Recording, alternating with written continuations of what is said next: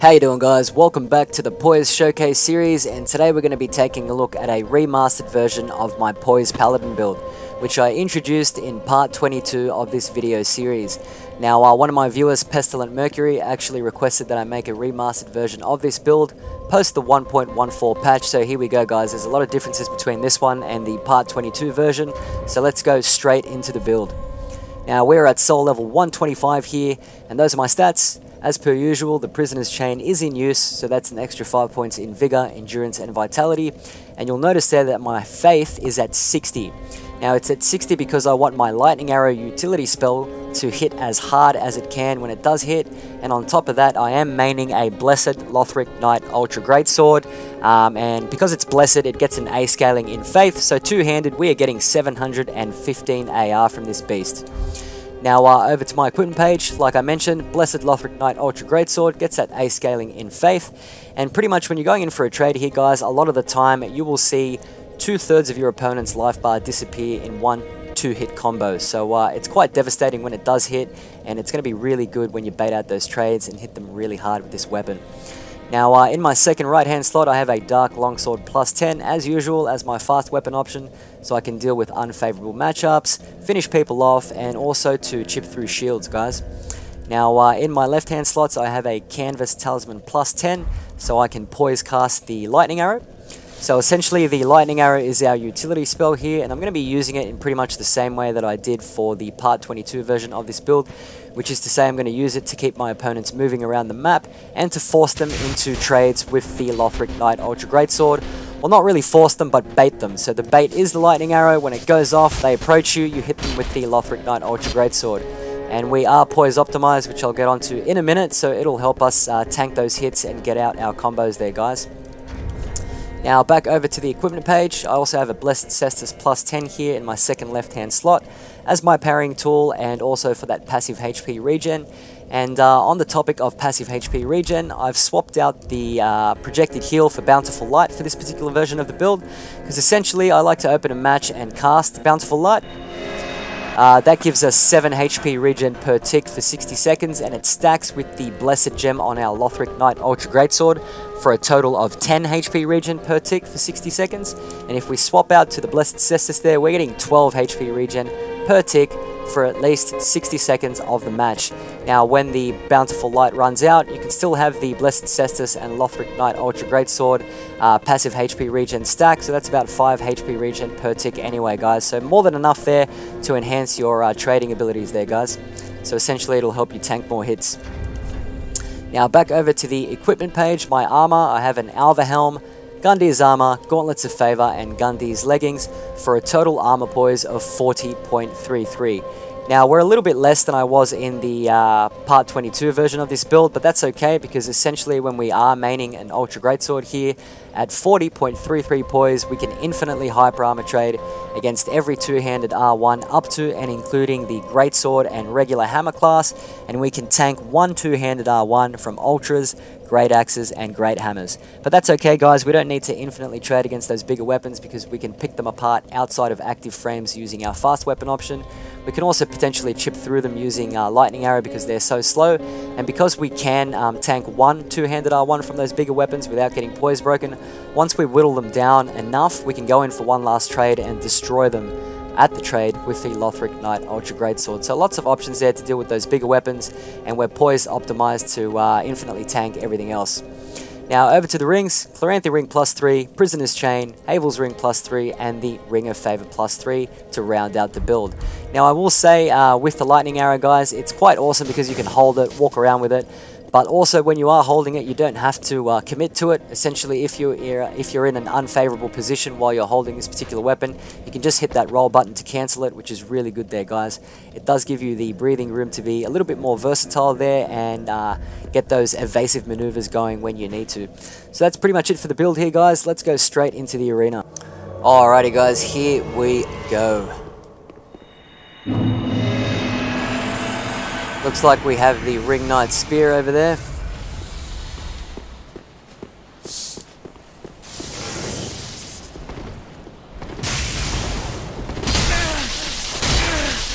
And that's the bait.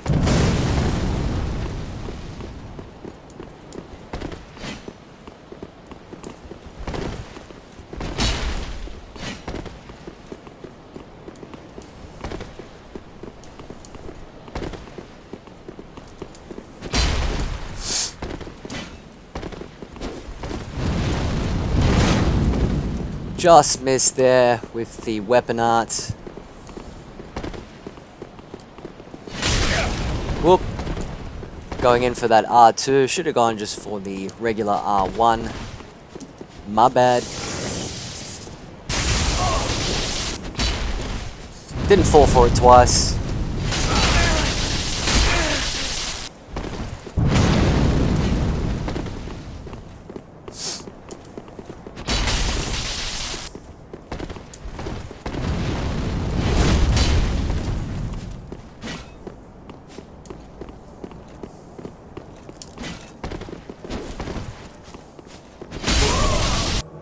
Alrighty guys, next match.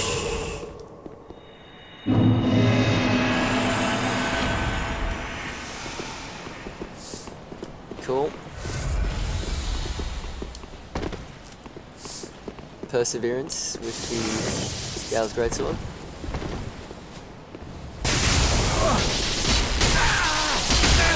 That's what we want the bait. It's good bait. A lot of people tend to fall for it.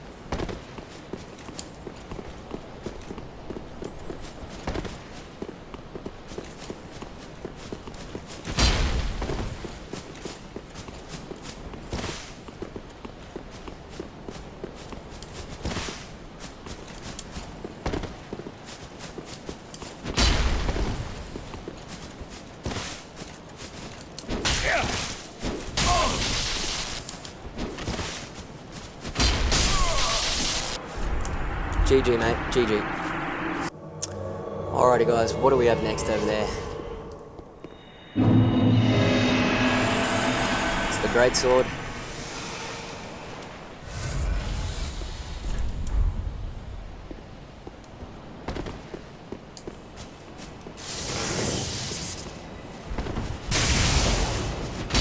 Oh, a bit too early there with the bait.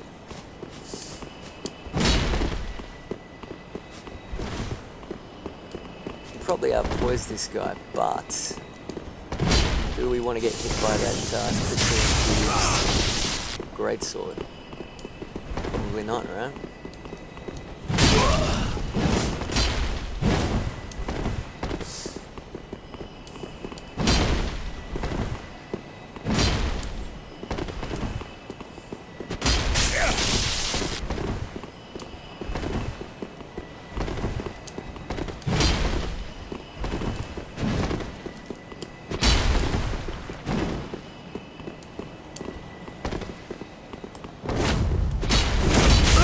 Boom!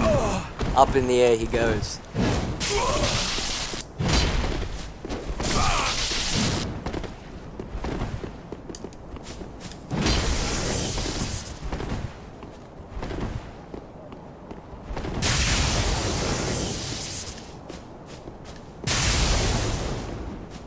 Ah, out of FP.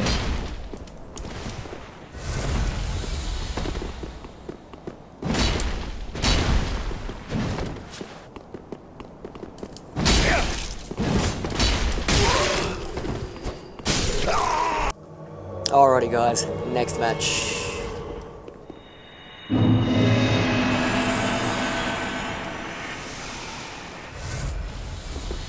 Curve sword.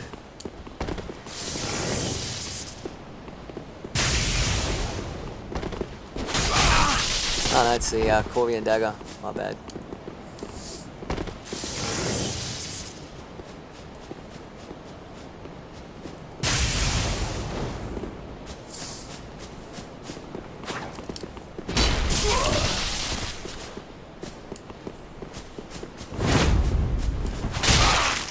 No, nice range on that one, huh? Nice range.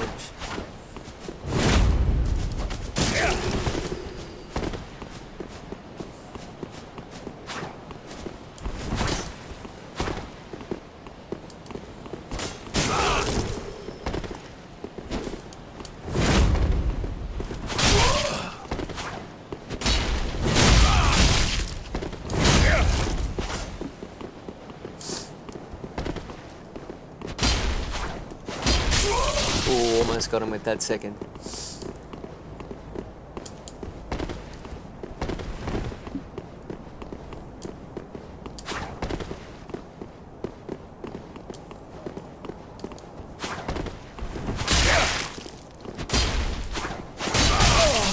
go.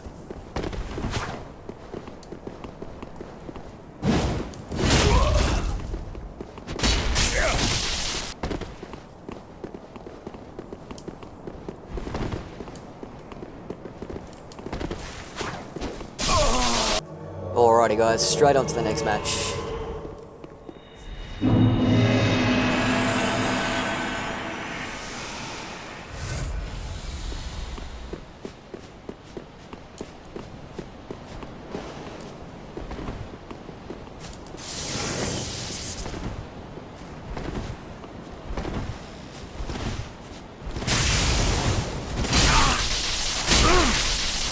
Beautiful.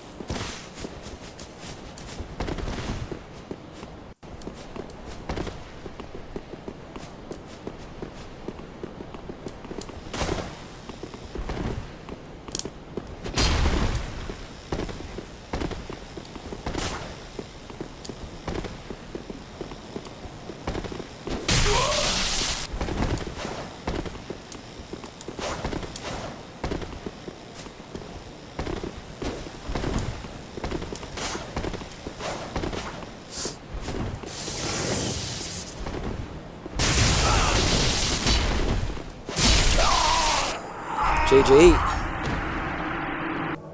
Alrighty guys, next match in the arena.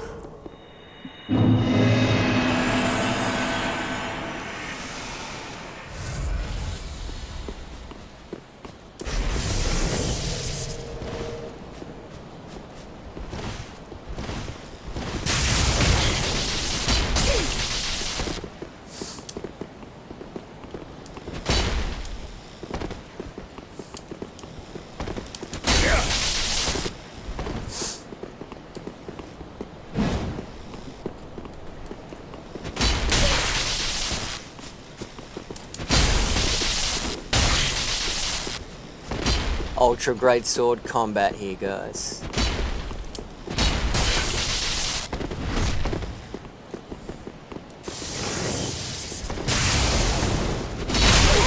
Ooh, he used that R2 to out-poise us there. Otherwise we would have poise broken him if he had used the regular two-handed R1. Nice one there, buddy.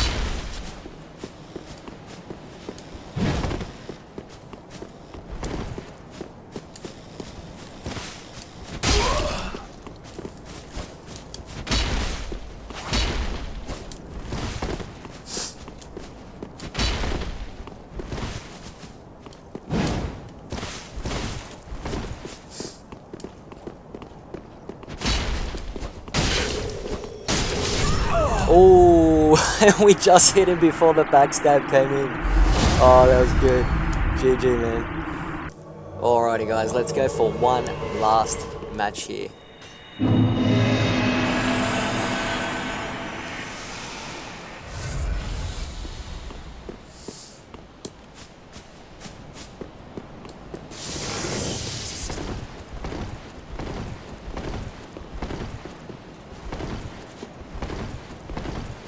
I love how you can just hold this thing. Ooh, dickhead. Fuck that up. That's alright. Oh, he switched to a straight sword.